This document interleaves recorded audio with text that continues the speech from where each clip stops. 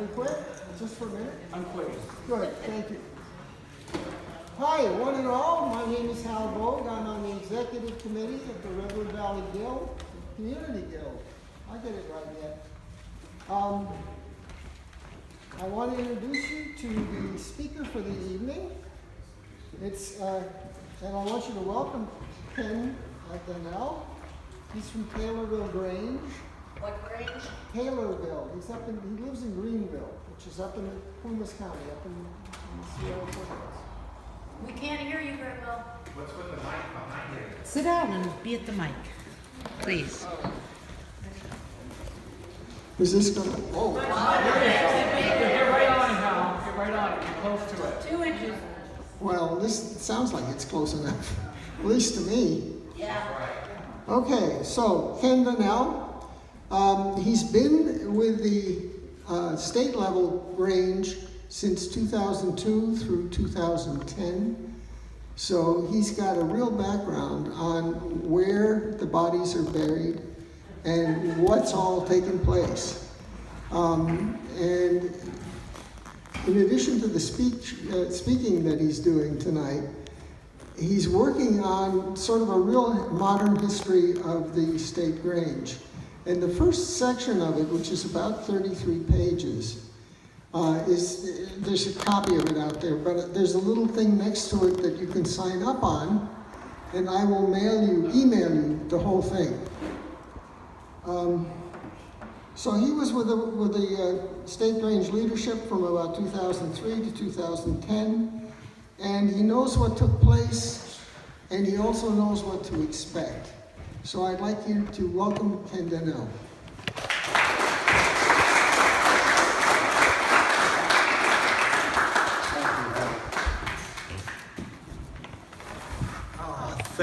Thank you very much for inviting me here. As Hal said, my name is KenDonnell. People also know me by my initials, KD. KD is a lot more friendly. Sometimes KenDonnell might try to sell you something. Watch out. He's a sly kind of guy. But I am so excited to be here because the Redwood Valley Guild is on the front line of us turning this whole situation around. Yeah, I want to honor that, I want to encourage you, and I want to express to you my opinion that the worst is behind us. We are ready to move forward in really good ways. And to a large degree, that's because through this whole process, through this whole conflict, we in our fraternal organization have never been the aggressors, nor have we taken any aggressive action. Anything we have done has only been to defend ourselves, and always with the hope that someday we might reconcile with our traditional parent organization. Unfortunately, what we've been rewarded with that is just to be attacked in the most vicious manner that I could possibly imagine. And sadly, those of us who do practice the art of turning the other cheek, well, what happens is we get smacked real bad sometimes. And that's just part of the pain. We have absorbed an enormous amount of pain, but we have never returned that fire. And so I don't want to go there, because to go to that place, we would have to become what our adversary is. And that's not pretty. I don't want to live in a culture of fear and antagonism and conflict. I want a future that is bright and hopeful and promising for change, real positive change. And the way we are going to get there is by moving forward, not by looking backward, moving forward, and not let ourselves be driven by fear. Because fear is our greatest enemy here. Literally, as in the words of our great President Franklin Roosevelt, all we have to fear is fear itself. But fear and confusion are the greatest tools of our adversaries. They are sowing fear and confusion among us. And sadly, many of our ranks have actually fallen by the wayside and just said, we can't deal with it anymore. But here you are here, standing strong and standing proud. And I want to honor that. And if there's a message that goes out to the rest of the local chapters of our fraternal organization, follow the example of the Redwood Valley Guild. be strong, be proud, and and work towards a vision of the future, and don't get lost in fear and confusion. So now let's go back to some of the background about how this situation occurred, because that's the big missing piece for those people who have joined this organization in recent years. So the quick history. The Grange was a hugely powerful organization back in the 20s, 30s, and early 40s. Incredible work was done during that period, incredible membership growth. But after World War II, the whole demographics of rural America, rural California changed. And we had this huge population influx out of rural areas into urban areas. And naturally, that hit the membership of the Grange really hard. And at the same time, there was this huge consolidation of agriculture. So the number of farmers shrank enormously during this whole period. And so membership reached its peak in the late 50s. By the early 60s, membership was sitting around about 65,000 at a time when the California population was a third of what it is today. By the late 2000s, 2009, membership had fallen below 7,500. So it was this real steady decline.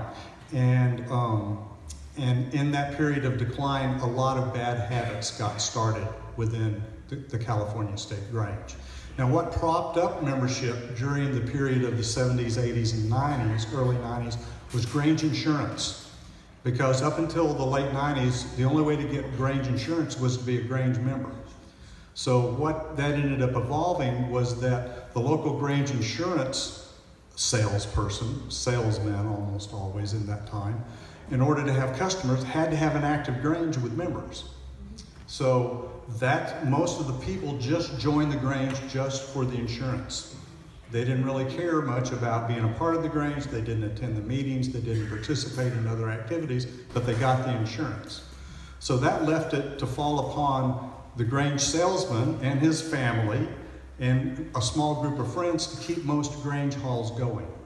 So during this period, the Granges were operated by 8 to 10 to 12 people, as we have seen so many times, and they were motivated by the Grange insurance salesman and his family because their living was totally dependent upon having an active Grange and a good membership. So what happened as that occurred over about 2.5 to 3 decades is that the Grange family came to think of the Grange as their own property, because they spent so many years doing this time and time again that by the time I became involved, these people literally referred to it as my Grange, and they meant it like, it is my Grange. And during this time also, Granges began to fail. And particularly after Grange Insurance was spun off as a separate private organization. So in the late 90s, it no longer became necessary it no longer became necessary to be a Grange member to get Grange Insurance. That's when membership really started to fall. So then these Granges would close their doors. The property would revert back to the State Grange. It would be sold, and then the monies would go into a separate trust account in the State Grange for a period of 7 years. They would have to be left there for 7 years in hopes that another Grange organization might form within the same community within that 7 years, in which case the money would go back to that new organization. These are called reverted funds. And after 7 years, of course, then this money could go into the general fund of the Grange, of the California State Grange. And these reverted funds were basically what was balancing the books for the California State Grange from about 1995 up until 2010. So we had this situation where we had this really entrenched leadership that were mostly made up of insurance salesmen. And my father's an insurance salesman. They're really wonderful people. But as a demographic group, in the insurance business, you don't have anything to do with anything that's called risk. No risk whatsoever. Change and risk are the same thing. So we had this group of people who were really dedicated, who were really committed, who poured out their blood, sweat, and tears for the Grange, but were also afraid of change. So there was really no effort made to regrow the Grange. And by the early 2000s, when I first became involved, things were really starting to come to a head because the average age of the members in that time was in their mid to late 70s, often in their 80s and 90s. And the writing was on the wall that without new members, this organization was not going to continue. So in 1999, when Leo Bergeron was elected as state president master president, he initiated a membership campaign. And he really tried to bring new members in, but the old entrenched leadership really fought against this. Fortunately, some new people came in. I was one of those people that came in at about that time and was really impressed by what Leo was doing, but basically the old entrenched leadership drove him out. So in 2003, he stepped down as president, and then a person named Tom Stefanoni was elected as president. Now, Tom Stefanoni was he is the husband, the late husband of Martha Stefanoni. So, are you familiar with Martha Stefanoni? You should become very familiar with Martha Stefanoni, because Martha Stefanoni is, in my opinion, the key driving personality behind this conflict. And that's part of what I want to explain to you. This has been phrased as a personality conflict between Ed Komsky and Bob McFarlane. No, that's not the case. It's called personalities. And there are several personalities involved in this, of which I believe Martha Stefanoni is one of the key players. But all of the other personalities involved on the other side of the newly chartered California State Grange with Ed Komsky as its master president, all of those members on the executive committee, all of the officers, they're the usual suspects that were there at all of the Grange annual meetings from 2003 when I first attended up to about 2010 or 11. And it's the same entrenched group of leadership. So what I watched in the early 2000s was slowly the local leadership of local chapters were starting to die or retire and be replaced by new people who were facing the same situation that all of us face. We've got an old building, it needs a lot of repair. It's a very important aspect of our community. We want to save it, we want to do good work, but we've got to get new members in. And we turned to the State Grange for help. And sadly, we didn't get any. We got a lot of lip service. Oh yeah, we're gonna do programs, we're gonna do this or that. But anytime anybody really tried to do anything, there was never any help. Or if you did succeed, you were actually punished for doing that.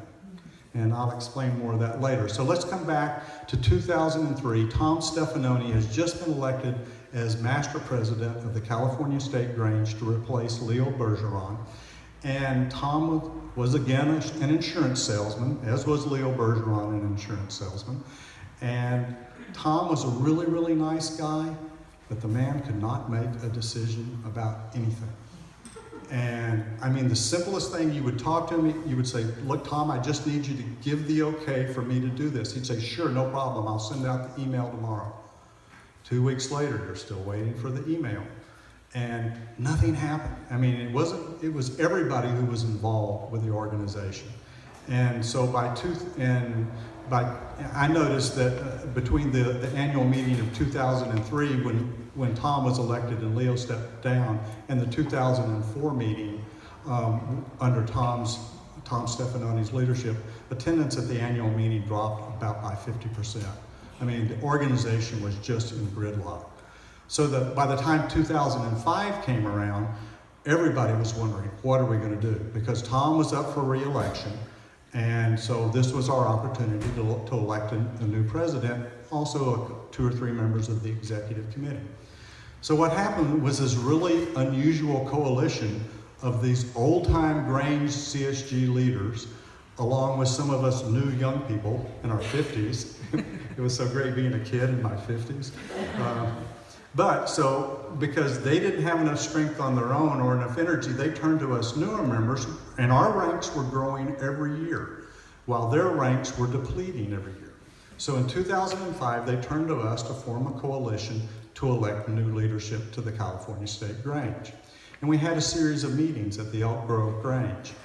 And in attendance at some of these meetings were 5 past president masters of the California State Grange.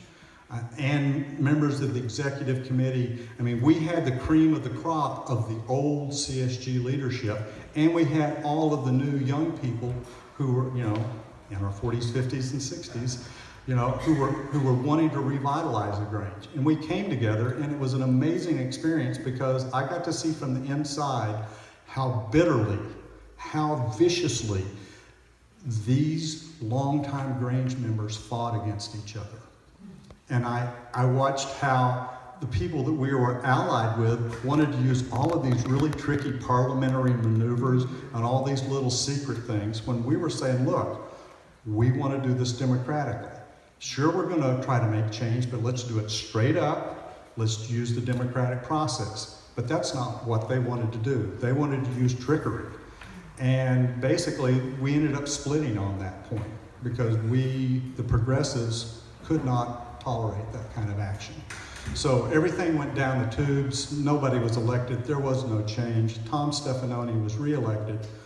But I watched these same old-time Grange members, supposedly the loyal friends of Tom Stefanoni, literally drive him into his grave. And in February of 2006, he sadly died of a heart attack. Which I find extremely ironic because now I've witnessed Martha Stefanoni, his wife, try to do the same thing to our elected president, Bob McFarland. And what I want to emphasize here is how deep the culture of abuse, of conflict, and of tricky politics is embedded within the California State Grange, and how deeply that is embedded in the newly chartered California State Grange of Ed Comstock. Because all of those same people, those same usual suspects, are all on the executive committee. Bob Klaus, a former insurance salesman himself, Inger Bevins, Johnny Squire, Lillian Booth, Martha Stefanoni, they're all in there. It's the same people. And it was interesting when Randy Lewis came in to replace Tom Stefanoni in 2006. We had this really brief breath of fresh air, like things were going to change. And that's really when I became part of the CSG leadership. I was appointed a deputy, a California State deputy, working directly under Randy Lewis to help regrow membership. And so at first I got support, you know, and I was really going out there. And my region is up in the Feather River region, Plymouth, Sierra County, Lassens County. But I got permission to go down and work in Chico and Butte County to help revitalize the Chico Grange. So they said, oh, you can't do anything there. But I said, come on, let me try. So they said, okay. So in 2006, I went in November of 2006, I went to a meeting of the Chico Grange. And there were 5 people there. 2 were in their 90s, 2 were in their 80s, and the youngest one was in her late 70s. And they were tired, and they didn't know anything to do with this beautiful 5,000 square foot facility that they had, except maybe to give it to the state of California as a park. But I spoke to them and I said, look, you know, I know there are people in Chico, because I had lived in Chico for about 7 or 8 years, so I knew a lot of people that would love to get involved with the Grange. And slowly I won their trust, and they said, yeah, you can bring these new people in. So we brought a new group of people in January, 7 new members. February, 8 new members came in. And by June, I think we had 40 new members of the Chico Grange. And this spun also over into Paradise, which had a good active Grange. And within about 8 or 9 months, a new group of people had moved up into the Paradise Grange. So that was now thriving again. And then I was working on reorganizing a 3rd Grange in Biggs, California, where a building was sitting empty. And I was working, because we couldn't find any other group that was interested, so I thought, well, let's form our first Chicano Grange. There's a lot of Chicanos around here that are involved in agriculture. Let's get them involved, because the Grange has traditionally been the place where the immigrants find their first foothold in the American political system. In the late 1870s, 1890s, it was just a revolutionary thing to have, you know, Germans and Italians and French people and English people and Spaniards, whoever, all coming into the same room and not tearing each other apart. You know, Protestants, Catholics, how many different sects. That was diversity at that time. That was an amazing accomplishment, plus giving women full membership status right from the start. The Grange in the 19th century was totally revolutionary. So, you know, I thought, well, let's bring Chicanos in. And I remember Jack Eiler, the the chief deputy, my boss, looking at me and saying, we don't want those kind of people in here. Yeah, and so my reward for helping to save and reorganize 2 Granges and trying to do a third is that I was fired. I was fired. The same way Bob McFarland was fired, because what did he do? He grew our membership by almost 25% in 2 years. But what did that do?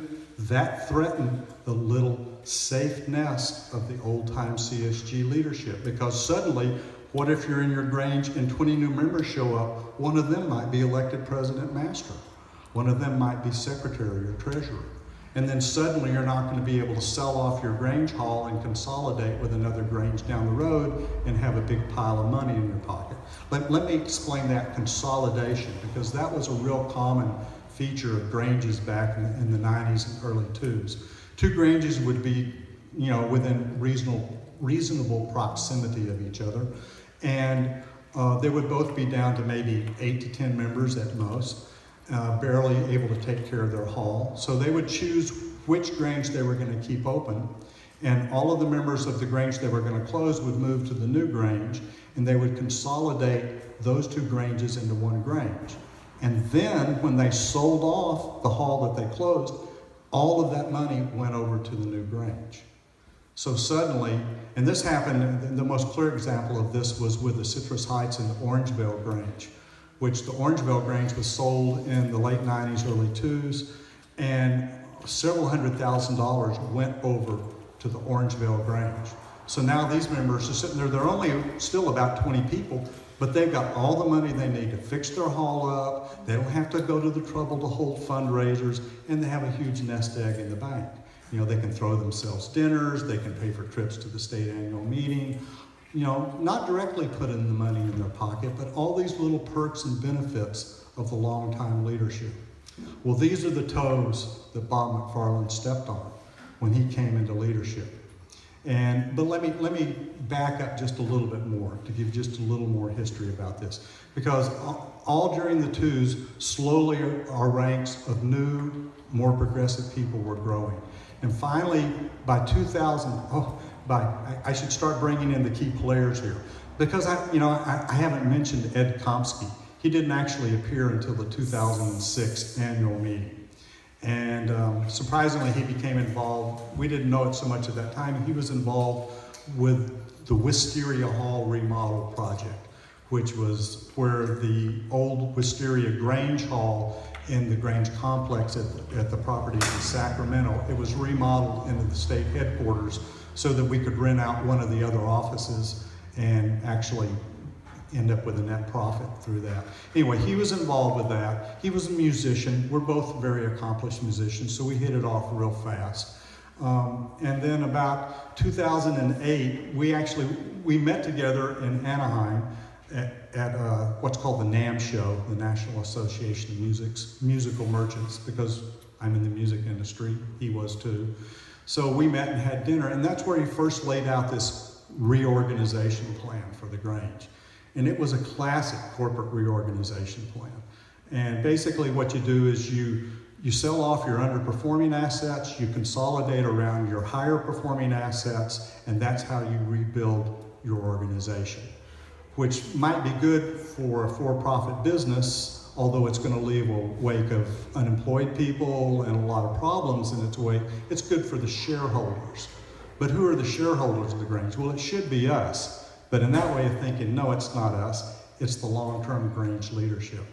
So Ed pitched this plan to me, and I just said, this isn't it. All of these Granges and all of these little small halls, we need to support them. We need to help them grow. But I was, speaking, a language he didn't understand. And it was very interesting because the first thing he said, and this is the classic way of Ed Komsky appealing to people, the first thing he appeals to is your vainglory, your power looks. He said, oh, KD, you know, you could play such an important role in this process. You know, you could be one of the leaders of this change, you know. You could bring the new Grange into being. You know, he was speaking my language back to me, but it's like, wait a minute, you know, I'm not looking for office. I'm not looking for glory. You know, I'm not interested in that. And I don't want to close down anybody's Grange halls. And then the next thing he appealed to was like, well, you know, the next thing he appeals to is your greed. He goes, well, you know, some of these halls are going to be closed down, and don't you want to make sure that your hall is one of those centers for the new organization? You know, don't you want to make sure, you know, because think some of these halls are going to be closing and the funds are going to be consolidating. Some of those funds could go to your hall, you know, and y'all could fix things up and y'all could really regrow. And I went, no. All of these Granges in our region are very, very important. We need to help them. And then the third thing, you know, after he's used vainglory, power, lust, and greed, the next thing is fear. It's like, well, you don't want your Grange to be one of those that's closed down, do you? You know, how would you explain that to all the people in your community if you weren't a part of this and then suddenly your hall got closed down? I just said, you know, I'm not going to go there. But there's the classic way that people have been manipulated. First of all, he appeals to their ego. Second thing, he appeals to their greed. And if nothing else, he tries to frighten you into doing what he needs to do. So the first step of this, right after this, which I didn't know, the word super Granges didn't exist at that time. I believe that that name was created by Martha Stefanoni. I'm not 100% certain about that. But anyway, so he convinced Randy Lewis, then master president of the CSG, and all the leadership that we had to cloud the titles of all the local Grange halls. Because if you go and look at your title, I know in Taylorsville, the title is held by the executive committee of our local chapter. And but if it were to be clouded under the state Grange, it would be a lot easier for the CSG to revoke a charter and close a Grange hall down without having to get permission of the members. So this big push was, oh, you've got to get all the Granges in your region to cloud their title.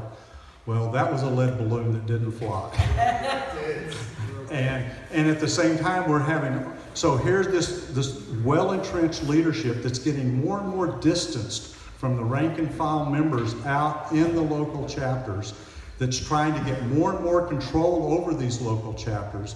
The local chapters are screaming for help, and they get nothing, or when they do get help, it's immediately yanked back, is what happened with me when I got fired, because I succeeded in bringing in new members. So this culminated in 2009 when a whole new group of leaders was elected at the annual meeting in Orangevale. There's a lot of details in the summaries that I've written in my personal history of the California State Grange. I won't go into it much in detail, but it was a magical, magical annual meeting when we swept almost every election. The only election that was held by one of the old timers was Martha Stefanoni was reelected as vice president.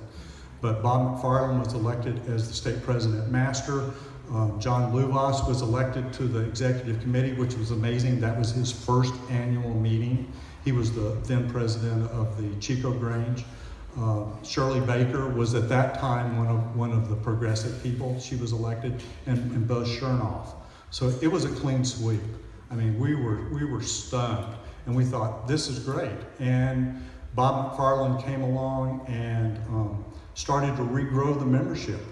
And the membership increased by 25% in the next 2 years.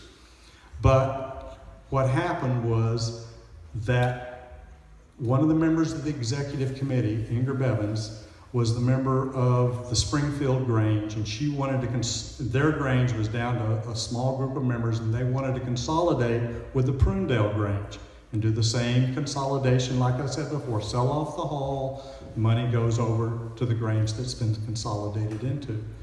And then the executive committee, the whole executive committee said, no, this is a vibrant community. certainly we can find new members to join this Grange. And they did. Within 3 to 4 months, there was 40 new members, including town councilmen and supervisors. And, you know, I mean, it was a very active Grange happening, because what had happened is the old membership basically wouldn't let new people in.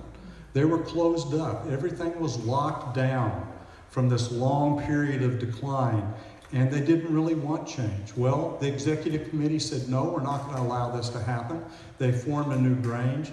And what ended up happening was that a group of the old timers conspired together, working with Leslie, an office staff member, Inger on the executive committee, Martha Stefanoni, vice president, and also on the executive committee, conspired to bring charges against Bob McFarland to the National Grange, based on the fact that the executive committee voted to not allow this consolidation.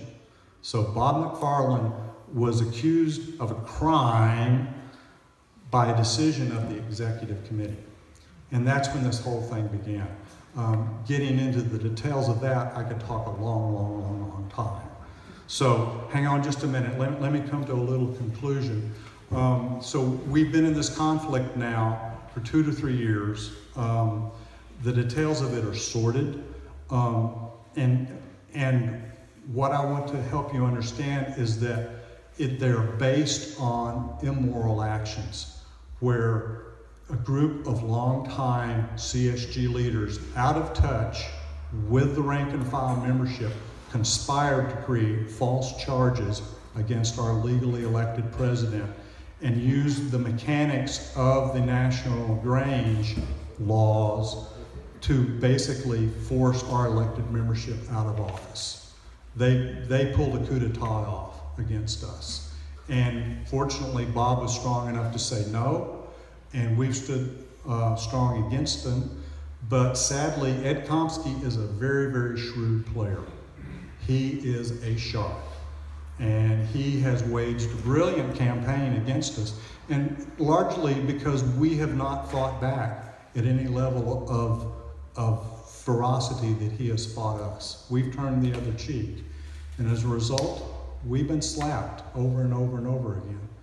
But for me, that's the embodiment of who we are. We're peaceful people. We're progressive people. We want to move forward. We don't want to waste our time with infighting, with conflict. And I can tell you right now that you here at the Redwood Valley Guild are on the leading edge of showing us the way forward, because we don't want to be a part of this culture of conflict, this culture of negativity, this culture of infighting that has been embedded with the old leadership of the California State Grange for decades. And I thank you for being here. I thank you for inviting me.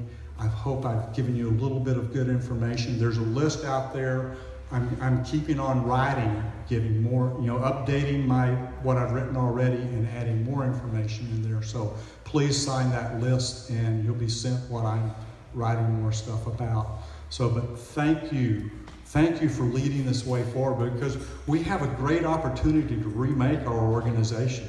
We've actually been handed an incredible opportunity to move forward more quickly than we ever could have hoped for had we been tied down to the weight of the old Grange. So thank you for what you were doing, and please, questions. Yes?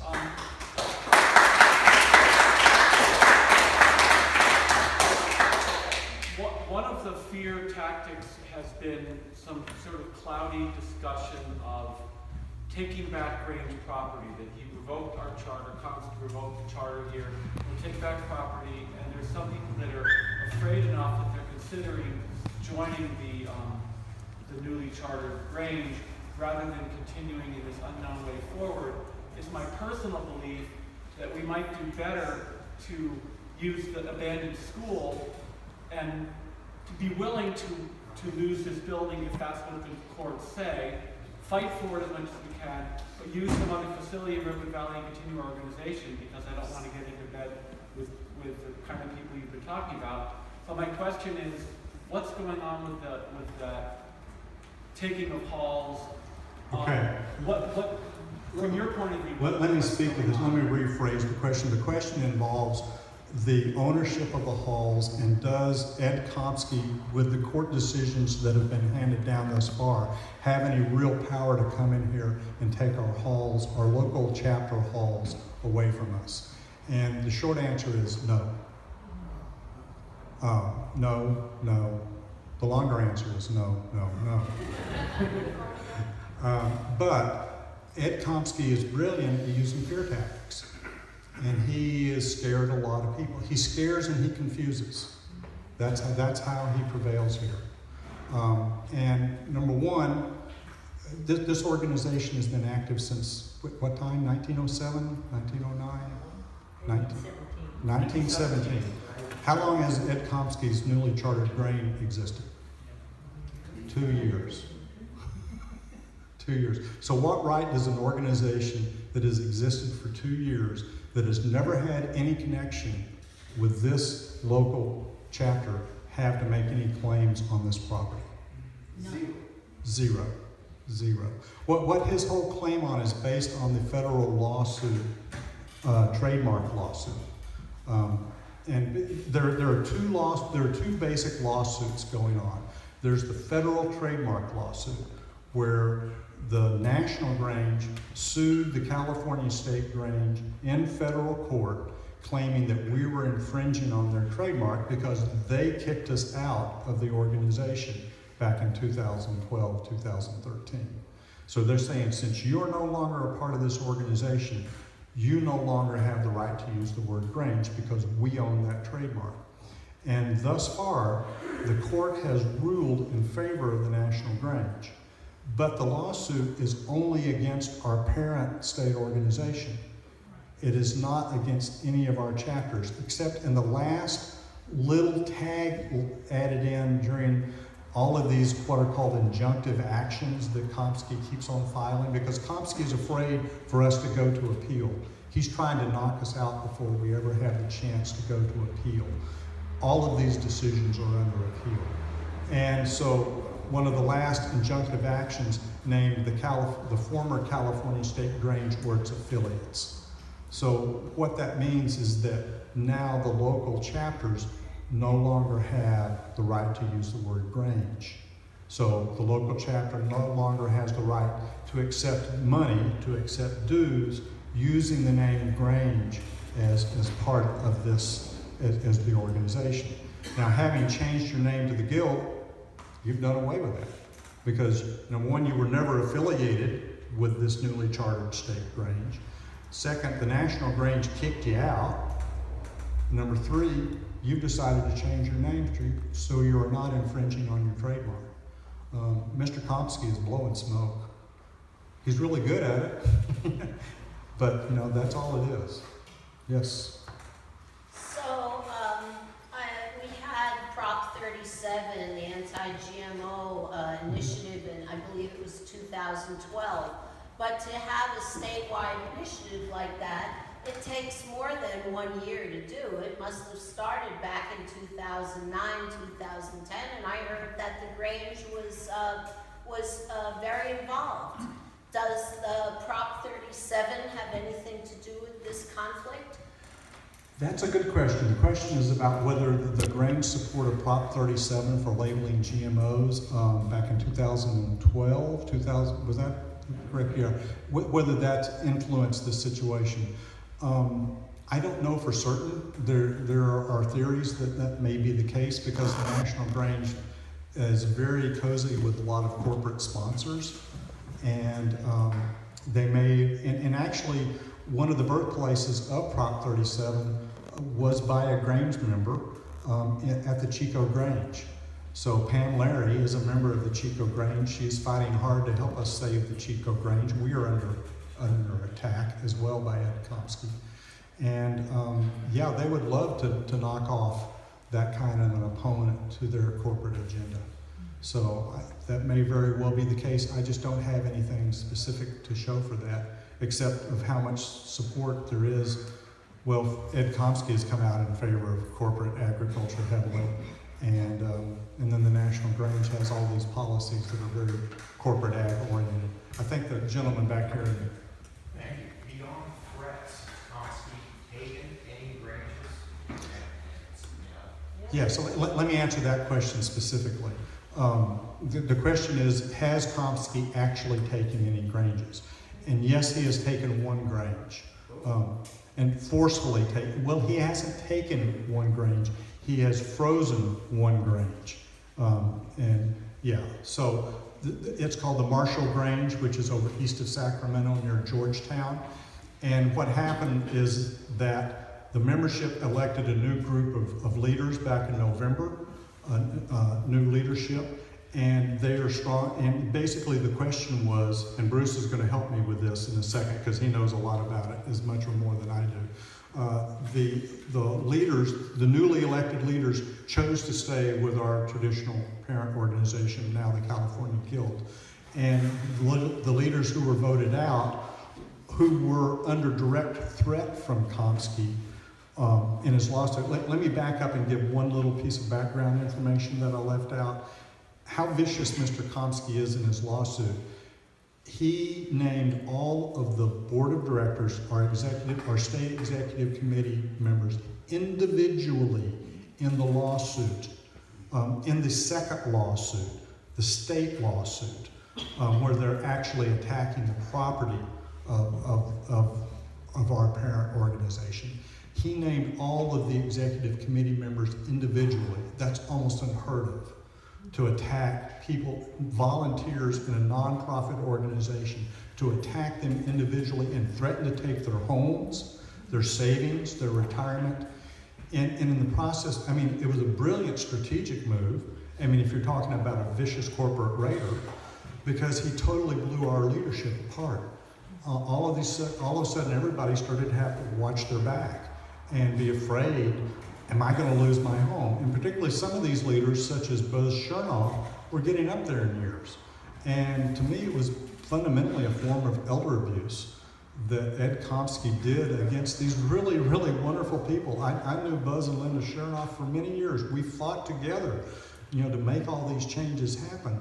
But then suddenly, Buzz and Linda are looking at losing their home under Ed Komsky's lawsuit, and under this pressure, they crack.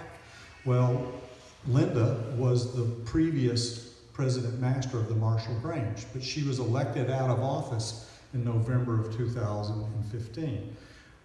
So when the new officers took place in 2015, what happened is that Linda and Buzz came in and changed the locks on the hall. And then, so the elected leadership went back and changed the locks again.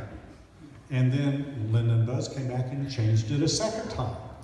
And at this point in time, the leadership said, we can't have this anymore. So they went to the court to get a restraining order.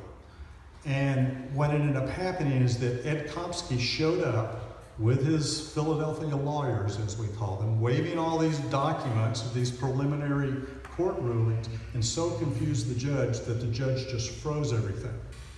And he said, I'm going to leave everything as the status quo. But that status quo left Buzz and Linda holding the keys to the Grange Hall. But all the money in the accounts is frozen, and the duly elected leadership of the Marshall Grange has no access to the hall. So, but the only way this was able to happen was because Ed Komsky had an ally who was a past officer of the Grange, who was still on the bank account, who was still listed in the post office to receive mail, and who had keys to the hall. So he was able to do it, but he was only able to do it because he had inside agents working for him. So, you know, as far as he has not been able to take over any Grange property where he has not had active agents working for him. Did I describe that accurately, Bruce? Yeah, there was just a few points on it. The new president that was elected, Yes. that was Takashi Yogi, and he was also named in the lawsuit. So he was crippled right from the gate. And Right. so it was kind of like a perfect storm against Marshall Grange, but Komsky does not own Marshall Grange. Everything is frozen, as you said, Right. until such time as there is a decision. So what becomes clear with Marshall as an example is that if you let somebody take over, or you let somebody in that has keys that's sympathetic, you could face the same type of situation. If you don't, discover that? huh? How do you discover that? How do you find that fact? Can I answer that, Bruce? Yeah, please. First of all, they need to be in a position of authority within the organization. Right now in Taylorsville, we're facing the same thing where the local secretary and her husband have drunk the Kool-Aid, as we say. And they are hot shot to make this all happen, and they were just breaking bylaws and stepping on toes. And it took a lot of work. The last 2-3 weeks I've been real busy dealing with this. Slowly we've gotten the situation to calm down. But she was trying to hold a fake election, basically to give Komsky the angle where he could show up with his lawyer and said, look, an election's been held that said we're going to go with this organization and therefore, whatever. So we were a little bit threat, but she was only a secretary. She wasn't a member of the executive committee. She wasn't president or vice president. She didn't have access she wasn't on the bank accounts. So we were vulnerable, but not extremely vulnerable. So making sure your officers are highly loyal, making sure that those people who have access to your bank account are highly loyal. But by the fact that you're changing your name, man, y'all are leaving so much of the past behind. You're really putting yourself in a strong position and leading the way for the rest of our local chapters to follow. So that I want to give you the applause because you have the courage to do the things that all of us need to do.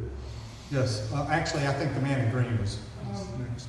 Started with the formation of another California state range on one already existed either?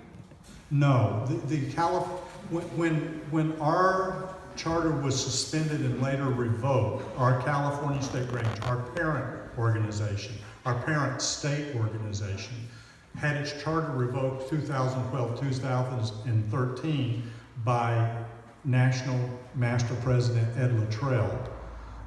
And I might mention that he only gained that power the year before. Before that, they would have had to gone through a Grange trial of the executive committee of the National Grange. But the year before, it was voted in to give the National Master President that power. He revoked our charter, and we were the only California State Grange at that time. But when he revoked our charter, he basically kicked us out. So from the standpoint of view of the National Grange, legally there was no California State Grange at that moment.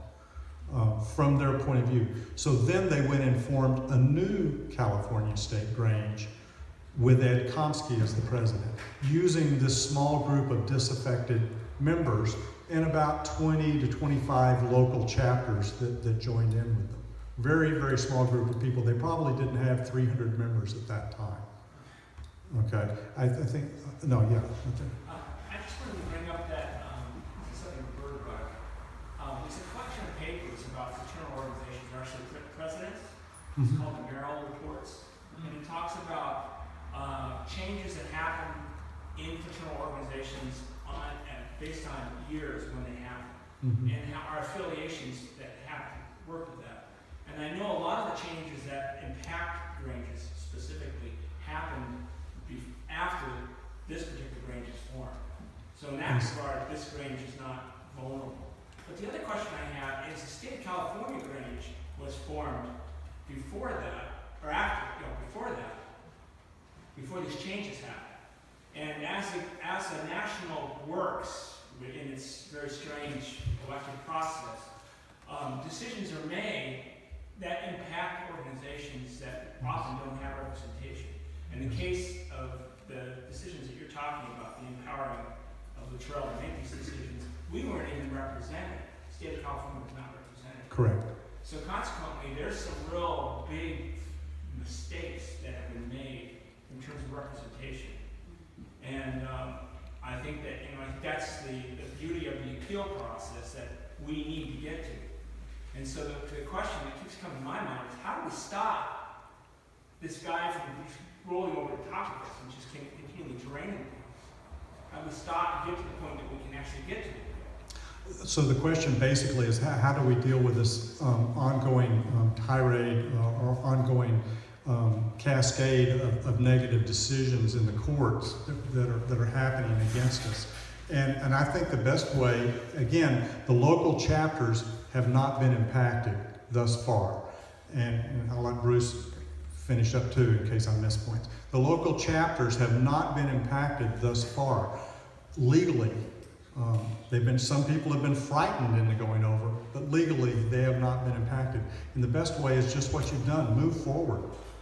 Move out of the sphere where they have any possible reason to come and claim any ownership, any valid reason to claim any connection or ownership with this local chapter now of the California Guild.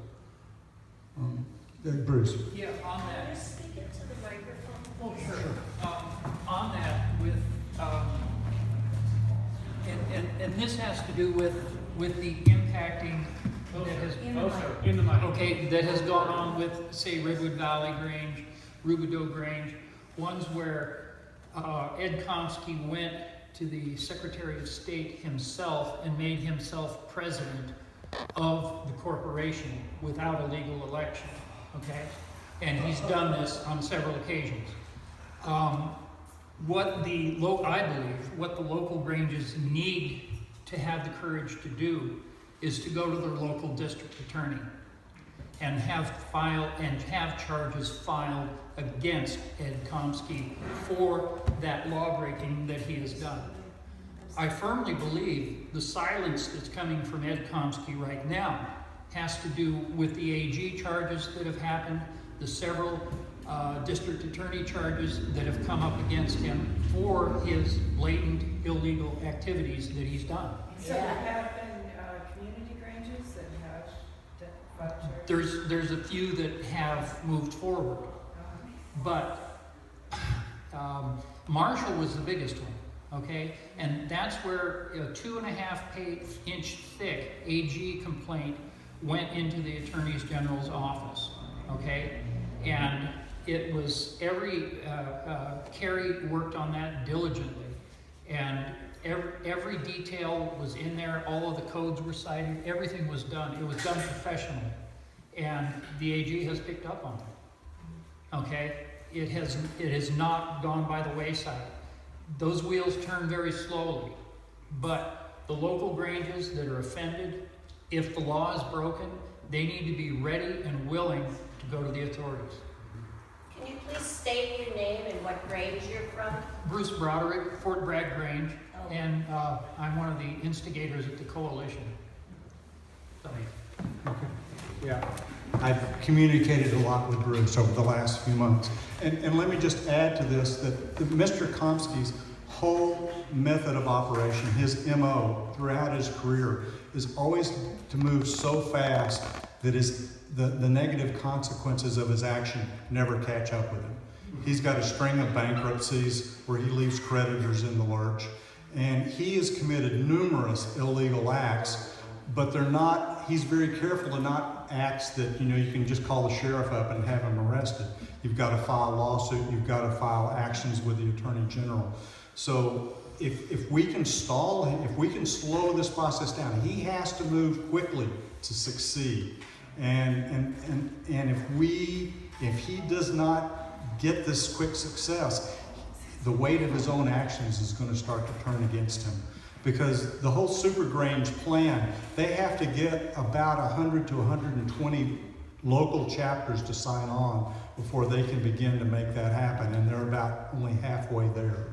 So us staying strong together, it's like Benjamin Franklin said of the American Revolution, we can either hang together or we can certainly hang separately. So as long as we hang together, and I'd say the big thing coming up is our annual meeting coming up in October. Make certain this local chapter sends representatives, and maybe. Yeah, we're not even in the break. No, our organization, our guild, will have its annual meeting in October. And that's the chance where we're going to do the incredible work of remaking our organization this October. So, and y'all are taking the first steps in that process, and I would encourage you to do a lot of work about imagining how you want this organization to be, because this is We put up with the problems of this process. Now let's reap the opportunities. And the opportunity is that we can make a quantum leap forward about how our organization is going to operate. And that could be the hugest blessing. That could be a blessing beyond, that would make all of this problem worthwhile. So annual meeting, think about that. Yes, Roberta. Yes. Oh.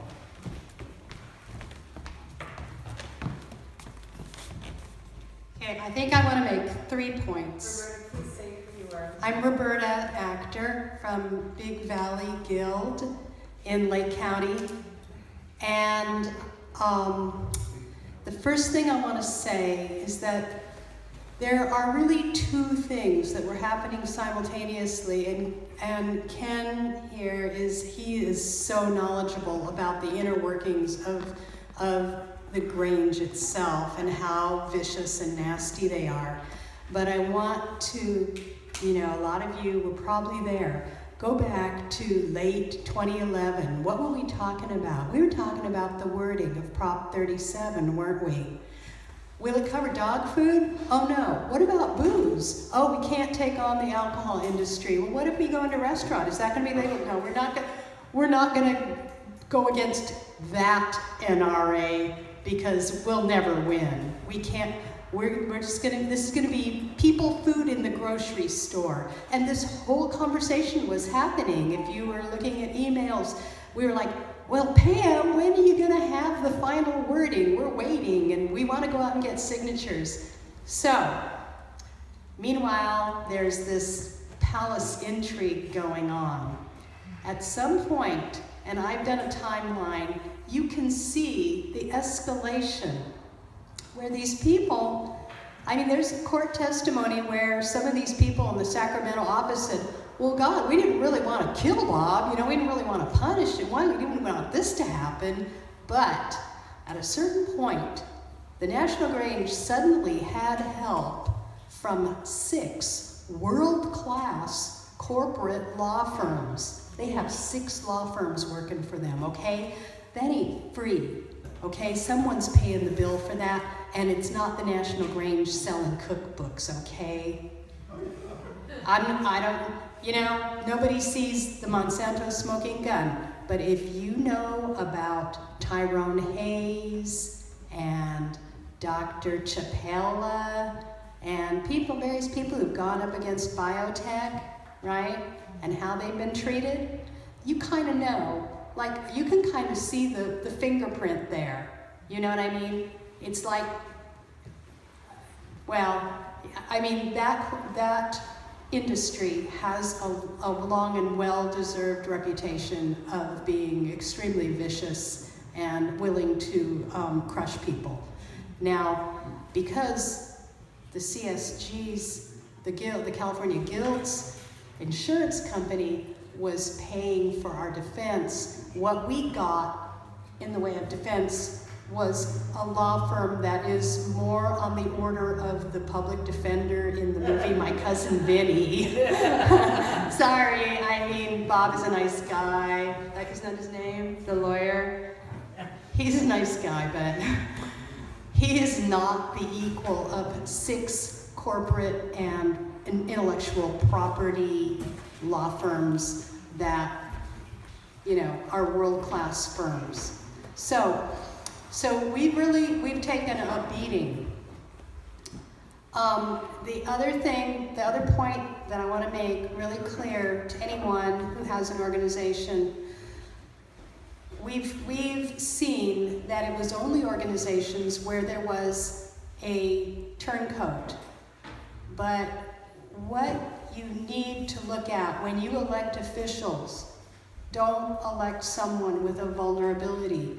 Don't elect someone who is known to be, a drama person or attention seeker or not truthful or they're very, very scared that they're going to lose something because someone might come after them.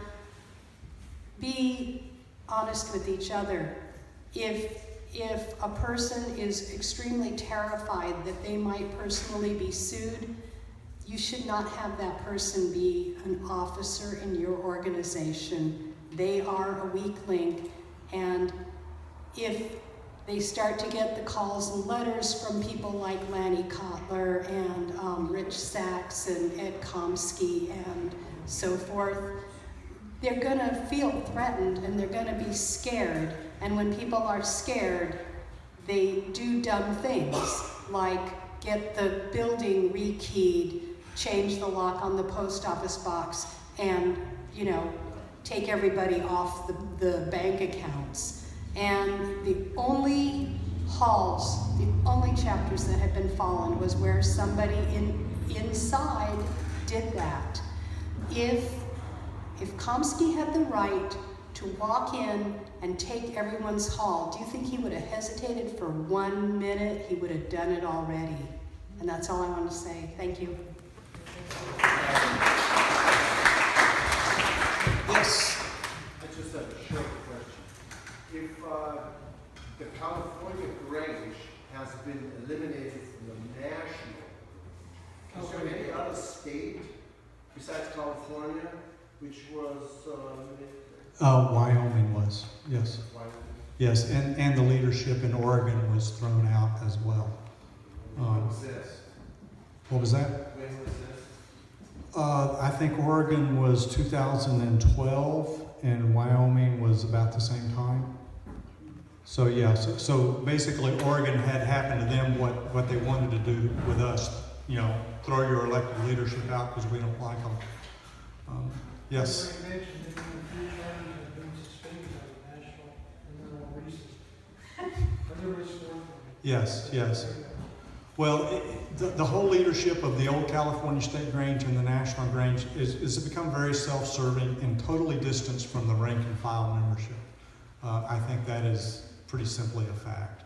And those of us who are in the rank and file need to step forward and assume leadership at our local and regional levels to help counter this. Yes. Betsy has been elected as the new national master. Is she going to make any difference at all? The question is Betsy Huber as the new national master going to make any difference at all? I think recent events, I don't think I know, have shown her to be worse than anybody. But basically, she has unleashed civil war upon our ranks. Yes. Ted found this information. Betsy Huber in the journals was the one who brought forward the motion to suspend California initially. So Bruce is saying that Betsy was the first person to actually make the motion to suspend California. So I just, you know, I tend to not pay too much attention to words because I heard so many words where people said, oh yeah, we want to regrow the membership. And then I saw what didn't happen in terms of helping to support that, and I saw what did happen in terms of people being punished for having helped grow membership. So words have very little meaning to me anymore. Yes? So a couple of questions. So you mentioned that the California State Guild will have a meeting in October. Do you know when it is and where? Yes, the annual meeting is always the second Wednesday through Saturday of October, and in this case it's going to be at the Palermo Grange. Yes. Which Grange? The Palermo Grange, which is near Oroville, California. And the other question is, have you been to national Grange meetings? Yes, I took the 7th degree, I think, in 2006. So the question in terms of the national Grange, what do you think the percentage of people in the national Grange who really like aggregates versus ones who are more into organic farming? I would say you would be hard to find anybody there that's probably of a progressive nature at the national level. California was there. They may be there and hiding in the shadows. But does everybody understand that at the national level, each state sends 2 delegates, the state master and spouse, to the national convention.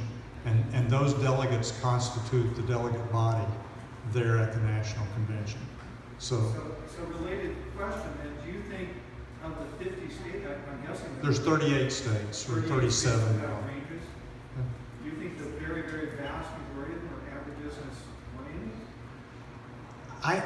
I just don't know. I only went to one national convention. I didn't spend a whole lot of time there, and I just don't know the real workings of that.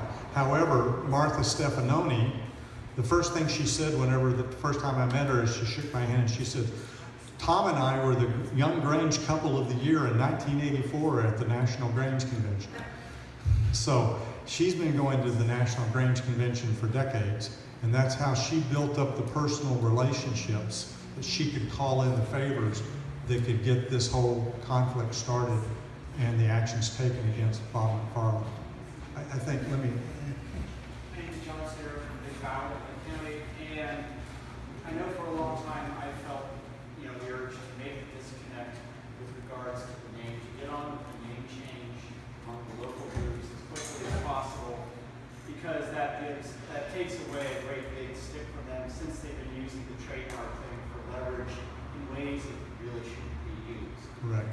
Having said that, has there been any recent commentary or, we'll say credible opinions rendered regarding the relative legal, I'll use the word safety, of just getting on with the name change for all the locals?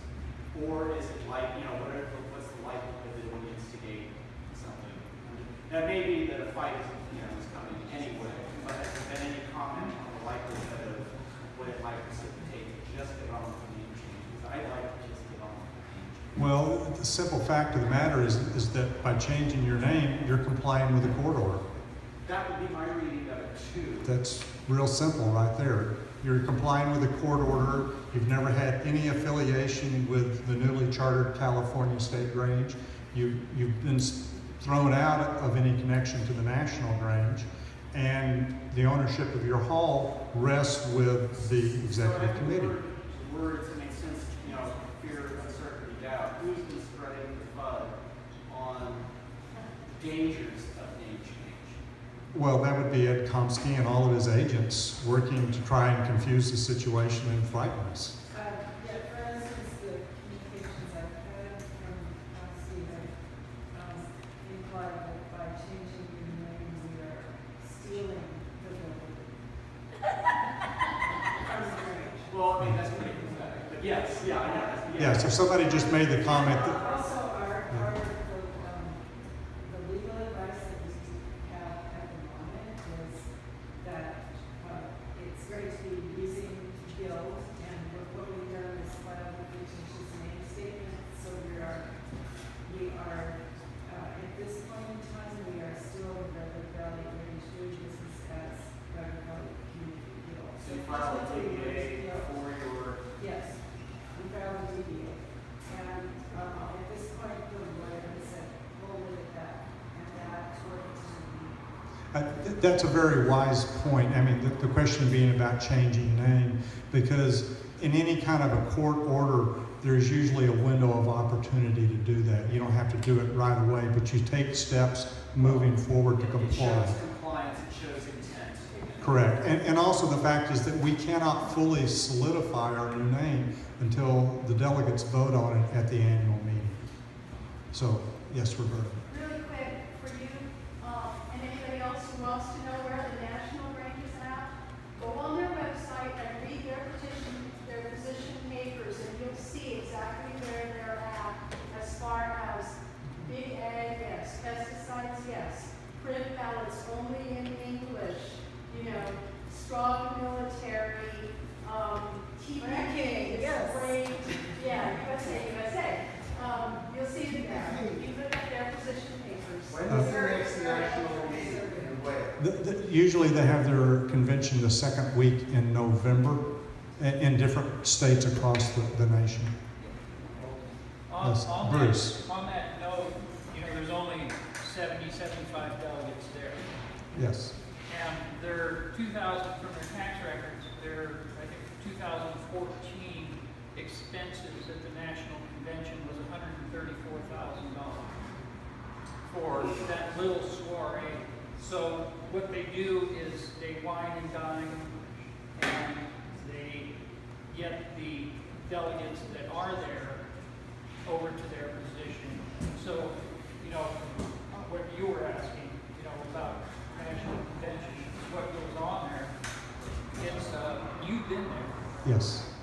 So, But basically, there's a lot of little small perks. And within the whole old-time CSG leadership and within the National Grange leadership, there's lots of little small perks that are all paid for by us through our dues or through the sale of Grange Halls, reverted funds.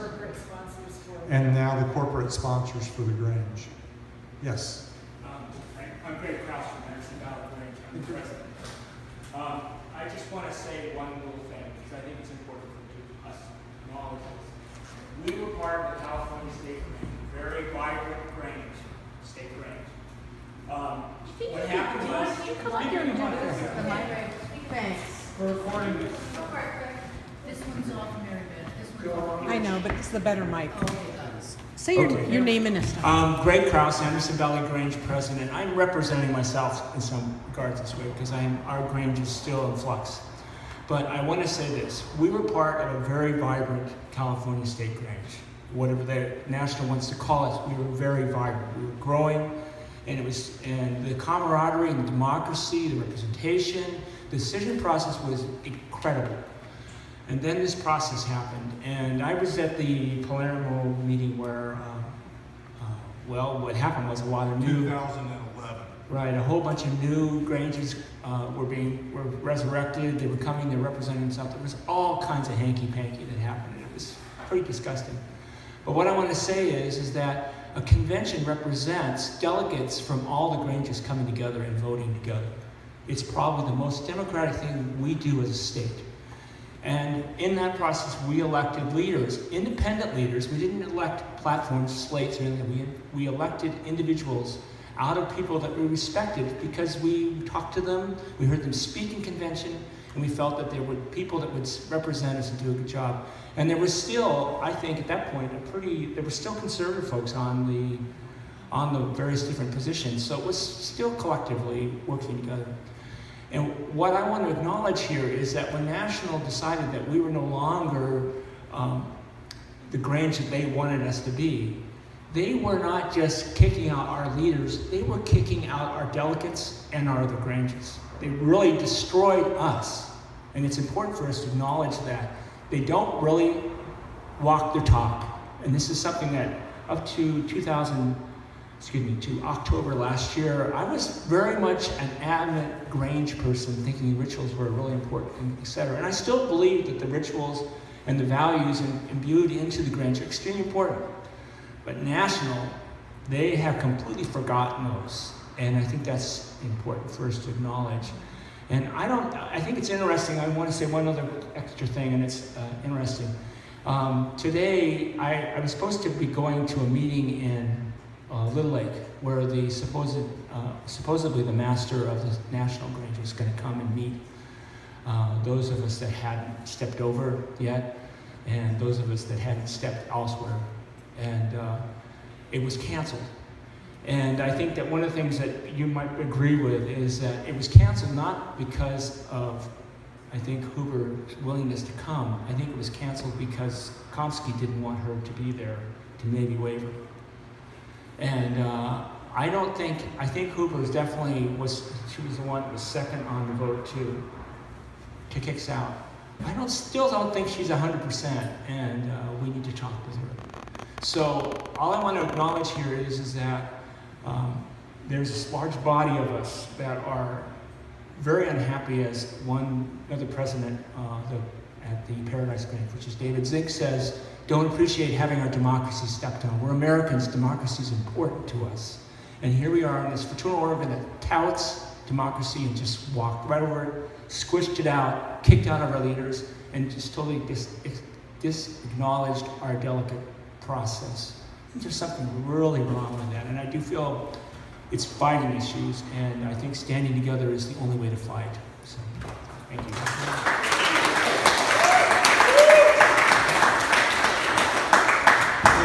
I would like to mention, again, as I stated earlier, when 2005, the group came together to try and instigate change.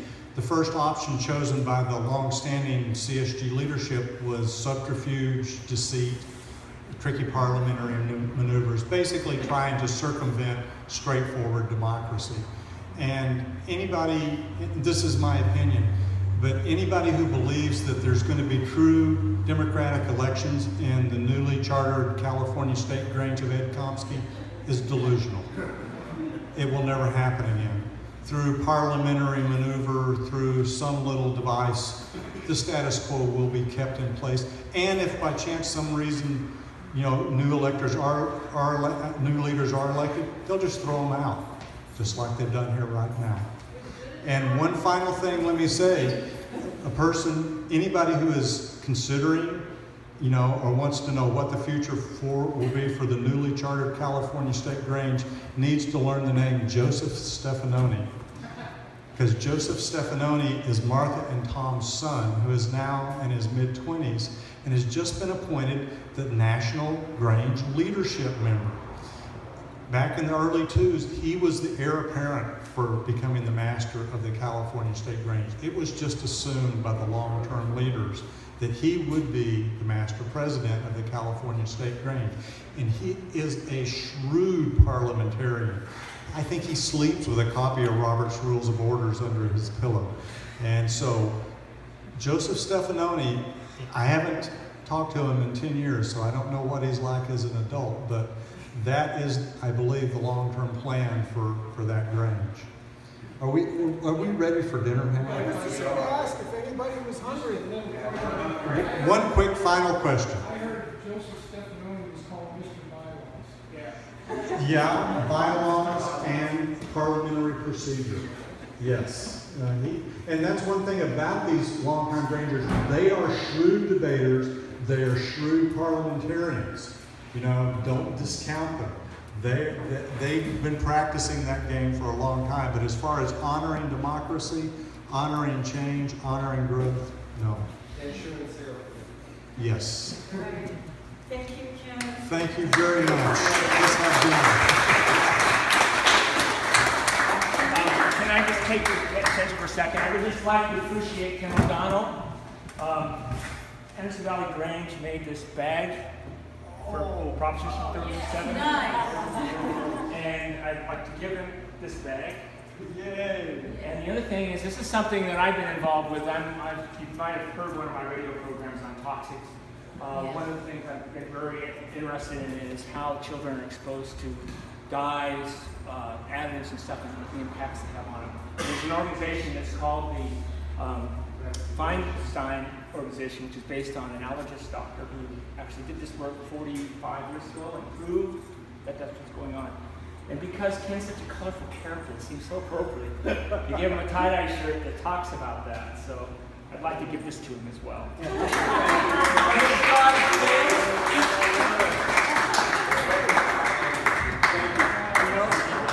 Can we have a photo op of representatives from all of the Granges that are here? Just a quick. Can I first I just want to see who is all represented here tonight. What Grange? Do we have like everyone from who's part of Redwood Valley Grange? Gills? Yes.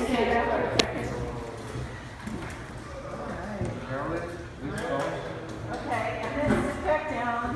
No. And Fort Bragg. Over there.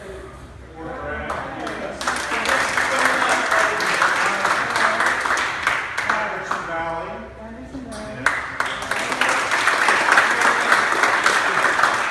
And Roberta,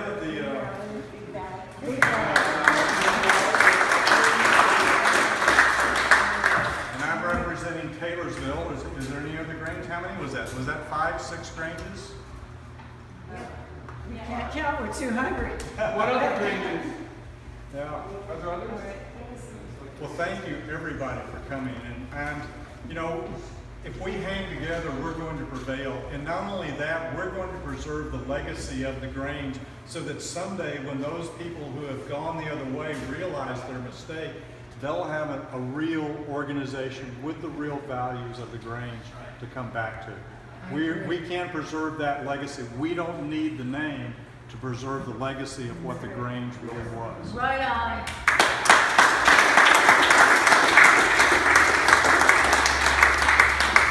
So would representatives from all of these Granges come up here and let's get a quick photo?